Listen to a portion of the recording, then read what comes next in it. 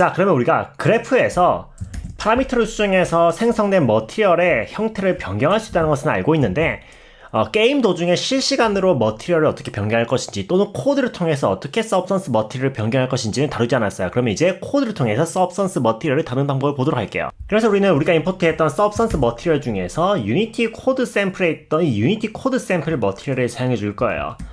그래서 생성했던 큐브 게임 오브젝트에게 유니티 코드 샘플 머티리얼을 드래그 앤 드롭해서 할당해주고, 자, 봤을 때 이 유니티 코드 샘플이라는 서브스턴스 아카이브 파일은 그래프를 봤을 때 이 그래프의 파라미터들을 어떻게 실시간으로 조정하고 반영할 것인지를 살펴볼 것인데, 기본적으로 invert라는 불리언 값, intensity distance라는 플롯 값, 그리고 triggered랑 deactive라는 스트링 값 이외에 아웃풋 컬러 3개, 그래서 컬러 필드가 3개 존재해요. 그래서 기본적으로 inverted가 체크되면 좀 더 확실하게 볼 수 있도록 여기 머티리얼 프리뷰를 도형을 평면으로 바꿔볼게요. 인버트는 실제로는 스위치 노드에 해당하는데, 이 친구는 이런 식으로 눌렸을 때는 트리거드 필드에 할당된 텍스트를, 그리고 인버트드가 체크 해제되면 디액티베이티드에 할당된 문자열을 이렇게 그려줘요. 그 다음 보이는 인텐시티 값은 노말의 강도를 결정하죠. 그래서 인텐시티 값을 높이면 이런 식으로 노말이 세지고, 뎁스가 그 다음에 줄이면 이렇게 평평한 느낌이 드는 것을 알 수가 있어요. 그리고 디스턴스 같은 경우는 이런 식으로 텍스트를 감싸고 있는 아웃라인의 거리 또는 크기를 결정하고요. 인버티드 값에 의해서 띄워줄 텍스트의 내용, 그리고 아웃풋 컬러 3개는 각각 컬러 필드의 값을 좀 조정해 봤을 때, 첫 번째 아웃풋 컬러의 값은 가장 안쪽에 있는 이 텍스트의 색깔, 그리고 두 번째 아웃풋 컬러 같은 경우는 바깥쪽에 있는 텍스트를 감싸고 있는 이 아웃라인의 색, 마지막 세 번째 컬러 같은 경우는 배경 컬러를 결정해요. 그래서 우리는 여기 있는 필드들을 어떻게 코드를 통해서 수정하고 런타임에 반영할 수 있는지를 살펴볼 것이에요. 자, 그래서 여기 있던 컬러 값들을 원래 값으로 돌려놨고, 이제 코드를 작성해서 큐브에 할당되어 있던 이 머티리얼을 생성하는 이 그래프의 필드 값을 조정해서 머티리얼을 실시간으로 변경시켜 볼게요. 그래서 큐브 게임 오브젝트를 선택하고 큐브 게임 오브젝트에 add component 버튼을 누르고 새로운 C# 스크립트를 생성해서 컴포넌트로 추가해 줄 건데, 이름은 add component 버튼 누르고 control substance graph라고 할게요. 그래서 우리는 substance graph를 C# 스크립트를 통해서 통제할 거예요. 자, 생성된 스크립트를 더블 클릭해서 열게요. 가장 먼저 해야 될 일은 substance 관련 클래스들을 사용하기 위해서 상단에 using substance라는 네임스페이스를 사용하도록 명시해줘야 돼요.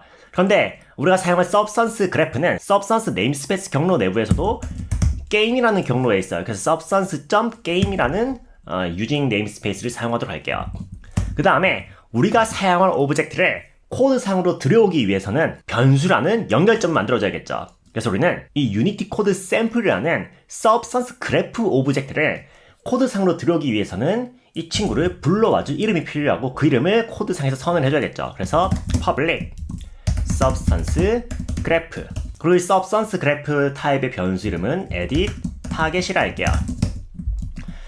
저장하고 그 다음에 다시 유니티로 돌아가서 큐브 게임 오브젝트를 선택하면 방금 우리가 추가한 edit target이라는 변수가 코드 substance graph 컴포넌트에 서로 public 필드로서 열린 걸 알 수가 있어요. 그래서 이 edit target으로서 코드상에서 편집할 substance graph 오브젝트를 혹은 substance graph asset을 드래그 앤 드롭해서 할당해주면 되겠죠. 그래서 유니티 코드 샘플이라는 서브스턴스 그래프를 드래그 앤 드롭해서 할당해주면 유니티 코드 샘플이라는 서브스턴스 그래프가 에디 타겟이라는 이름으로 코드상에서 접근이 돼요. 자, 그래서 저는 이 에디 타겟에 할당된 서브스턴스 그래프의 파라미터들을 변경할 것인데, 게임이 시작되었을 때 가장 먼저 실행되는 start 메서드에서 관련 코드를 한번 작성해 볼게요. 서브스턴스 그래프 타입 오브젝트들은 에디 타겟, 자, 점을 찍었을 때 set 계열의 메서드랑 get 계열의 메서드가 있어요. 그래서 정확하게는 set input 계열의 메서드들인데, set input 계열의 메서드들은 원하는 파라미터에 우리가 원하는 값을 할당해주는 역할을 하고요. 반대로 get input 메서드는 우리가 원하는 파라미터에 할당되어 있는 값을 가져올 때 사용을 해요. 그래서 먼저 get을 사용해 볼게요. get input boolean을 한 다음에 여기에 우리가 가져오고 싶은 파라미터의 이름을 넣어줘요. 그래서 switch를 넣어줄게요.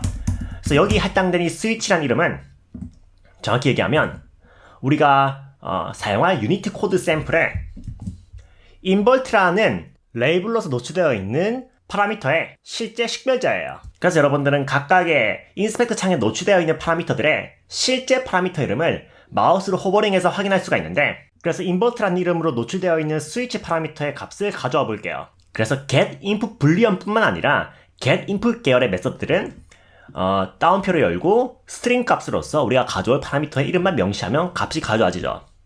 그 다음에 이것을 debug.log로 확인을 해볼게요. 자, 유니티에서 플레이 버튼 눌렀을 때 콘솔 창에 false가 나타나는 것을 알 수가 있어요. 왜 false가 났냐면 실제로 substance 그래프에 인버트에 혹은 스위치에 false가 할당되었기 때문이죠. 반대로 제가 인버트를 체크한 상태에서 스위치를 체크한 상태에서 플레이 버튼 눌러보면 콘솔 창에 true가 나오겠죠.